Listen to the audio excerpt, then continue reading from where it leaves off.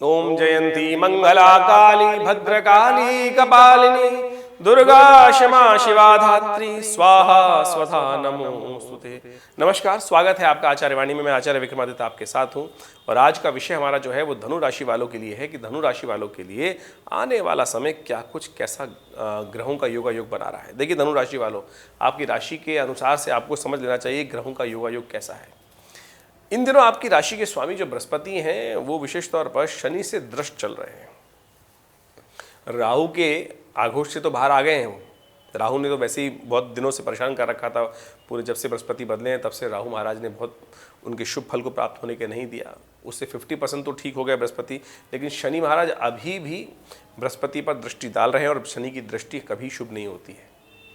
और वैसे ही वो मंगल की राशि में विराजमान है। मंगल की राशि, मंगल उन शनि के शत्रु माने जाते हैं। तो ऐसे में ग्रहों का योगायोग बड़ा विचित्र प्रकार का आपके लिए चल रहा है। साथ साथ इन दिनों बुध भी अस्त होने के योग बना रहे हैं। बुध के अस्त होने से आपकी राशि में ही चल रहे हैं बुध इस वक्त, और आपकी राशि में पहले वक्री होंगे और फिर अस्त हो जाएंगे। तो चीज़ों को ऑर्गेनाइज करने में थोड़ी सी दिक्कतें आने के योग बन सकते हैं आपको। इसलिए अपने आप को तैयार करने पहले से जो चीज़ें आपको मैनेज करनी हैं, जो चीज़ें आपको डिसीजन लेने हैं, उनमें विशेष तौर पर किसी के साथ उपयोग करना, किसी का सहयोग लेना आपके लिए बहुत ज़रूरी है।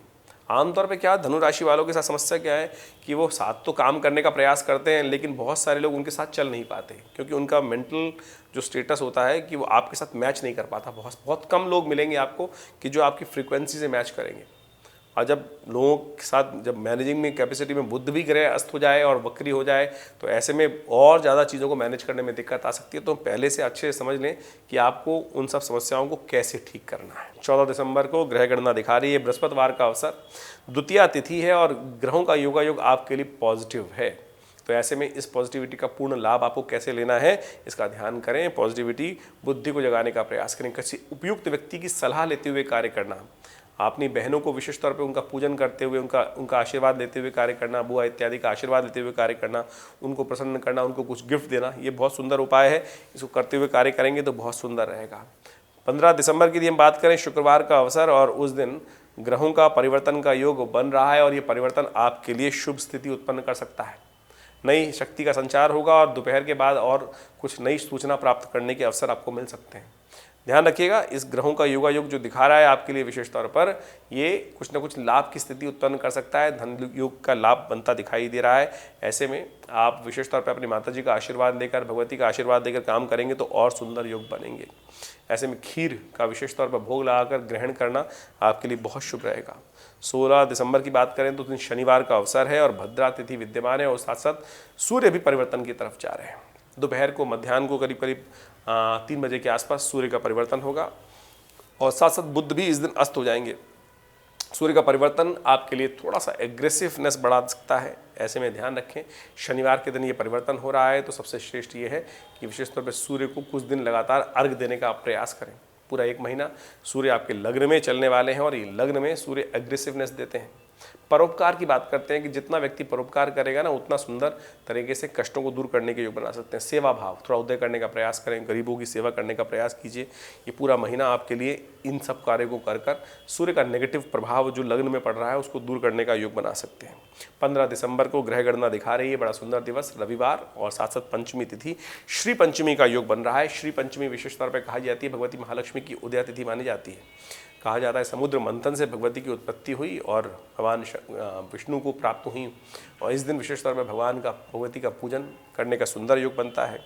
ग्रह परिवर्तन की सूचना लेके आ रहे हैं और शिव की आराधना से, शक्ति की आराधना से आपके मनोरथ सिद्ध होने के योग बन सकते हैं। हमने विवेकानंद योगाश्रम में इस दिन विशेष तौर पर महालक्ष्मी जी का यज्ञ रखा है। हमारे आश्रम पे वैसे नित्य प्रति 8 घंटे करीब यज्ञ होता है। दिल्ली में विवेकानंद योग आश्रम में यमुना पार्क खुरेजी में जगह स्थित है, लक्ष्मी नगर के पास, और वहाँ भगवती का बहुत चमत्कारी श्री विग्रह विद्यमान है जो 1947 में मुल्तान से आया था। आप भी उनका दर्शन कर सकते हैं और इस यज्ञ में भाग ले सकते हैं जो सुबह करीब 8 बजे से लेकर करीब 10 साढ़े 10 तक चलेगा। अपना स्थान आरक्षित करने के लिए फ़ोन नंबर संपर्क जो दिए हुए हैं उन पर साध कर अपने स्थान को आरक्षित कर ब्राह्मणों के द्वारा सुंदर यज्ञ में आप भाग भी ले सकते हैं। उसके लिए पूर्ण व्यवस्था है, जान सकते हैं समस्त व्यवस्थाओं के बारे में। 18 दिसंबर को ग्रह गणना दिखा रही है, सोमवार का अवसर, षष्ठी तिथि, और ग्रह आपके पॉजिटिव बने हुए हैं, लाभ के स्थान बन सकते हैं और धन आगमन का मार्ग सुगम होता दिखाई दे रहा है। लेकिन थोड़ा सा ध्यान रखने की ज़रूरत है कि हर छोटी छोटी बातों में एग्रेसिव मत हो जाइएगा।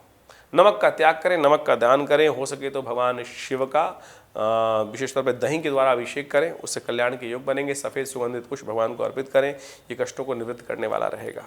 19 दिसंबर को ग्रह गणना दिखा रही है मंगलवार का अवसर, और साथ साथ उस दिन ग्रहों का परिवर्तन आपके लिए होने के योग बनते दिखाई दे रहे हैं। उस दिन मित्र सप्तमी भी विद्यमान है और सूर्य इन दिनों आपके अच्छे नहीं चल रहे हैं। मित्र सप्तमी सूर्य से संबंध रखती है और कोशिश ये करें कि सुबह जल्दी उठकर भगवान सूर्य को अर्घ दें और उससे कुछ ना कुछ आपके सूर्य को कंट्रोल करने में आपको सहायता प्राप्त होगी। थोड़ा सा मीठा डालकर, देसी शक्कर डालकर, पीला पुष्प डालकर भगवान शंकर को ओम गणेश सूर्य आदित्याय नमः इस मंत्र से अर्घ देना आपके लिए अच्छा रहेगा। इस दिन सर्वार्थ सिद्ध योग विद्यमान है, जो सुबह 7:06 से लेकर करीब करीब दोपहर को 1:06 तक रहेगा। तो नया कार्य आरंभ करना हो तो इस सुबह शुभ मुहूर्त का 1:06 तक उपयोग कर सकते हैं। 1:06 के बाद भद्रा विद्यमान रहेगी, तो उसके बाद नए कार्यों को हाथ में लेना, नए कर्मों को देखना वो ठीक नहीं रहेगा, वो कहीं कष्ट दे सकता है। ध्यान रखते हुए कार्य करें। 20 दिसंबर को ग्रह गणना दिखा रही है बुधवार का अवसर, अष्टमी तिथि, दुर्गा अष्टमी का योग है और ग्रहों का योगायोग आपके अनुकूल बना हुआ है। नए संपर्क साध सकते हैं लोग, नए पुरुषार्थ साथ काम कर सकते हैं। लेकिन कुछ ऐसे भी योग पड़ रहे हैं कि बेकार के जिम्मे के काम भी आपके लोग आ जाएं, साथ साथ मित्रों के साथ अननेसेसरी आपको कहीं जाना पड़ जाए और वो आप पे भारी पड़ सकता है। थोड़ा स्वार्थी बनते हुए नित्य के अपने अपने कामों के प्रति रुझान रखने का प्रयास कीजिए। थोड़ा सा ध्यान रखते हुए कार्य करेंगे तो अच्छा रहेगा। ये पुरुषार्थ जो मेहनत का योग है वो आप अपने लिए उसका उपयोग करने का प्रयास करें। कात्यायनी भगवती की आराधना सबसे शुभ है, क्योंकि मार्गशीर्ष के महीने की अष्टमी की तिथि को कात्यायनी जी की पूजा करना बड़ा सुंदर माना जाता है। सर्वमंगल मांगल्ये शिवे सर्वार्थ साधिके शरण्ये त्र्यंबके गौरी नारायणी नमोस्तुते इस मंत्र का स्तवन करते हुए भगवती की सुंदर आराधना करें। समस्त ब्रज क्षेत्र में कात्यायनी भगवती की इस मार्गशीर्ष महीने में बड़ी सुंदर आराधना की जाती है और माँ भगवती की कात्यायनी की बड़ी महिमा शास्त्र में बताई गई है। समस्त मनोरथों को सिद्ध करने वाली देवी हैं और इनके निमित्त विशेष तौर पर भगवती का यज्ञ इत्यादि कर आप सुंदर तरह से मनोरथों को सिद्ध करने के योग बना सकते हैं। हमारे आश्रम पे पूरे महीने इस कार्यक्रम में देखते हुए मार्गशीर्ष के पूरे महीने में सुंदर यज्ञ महाभगवती दुर्गा के निमित्त चलता रहेगा। आप सब भी उस यज्ञ में अपने निमित्त आहुति देने के लिए पूरी सुंदर व्यवस्था बनवा सकते हैं। फ़ोन नंबर स्क्रीन पर चल रहे हैं, उनमें अपने हमारे यहाँ योग्य ब्राह्मणों के द्वारा अपने निमित्त इस यज्ञ में भाग लेने के लिए सुंदर व्यवस्था आपके लिए रहेगी। तो आप सब लोग उस आश्रम की व्यवस्था का लाभ ले सकते हैं। राशियों के फल के अनुसार से तो हम आपको बताते ही हैं क्या ग्रहों का योगायोग चल रहा है। इसके अलावा भी यदि आपके निजी बहुत सारे जीवन में प्रश्न होते हैं जिनका समाधान आप करने के लिए आश्रम से जुड़ सकते हैं। नंबर्स आपके सामने स्क्रीन पर हैं। पर्सनल अपॉइंटमेंट लेकर भी बात कर सकते हैं। ये नंबर्स उनमें आपको हेल्प करेंगे। धन्यवाद, नमस्कार।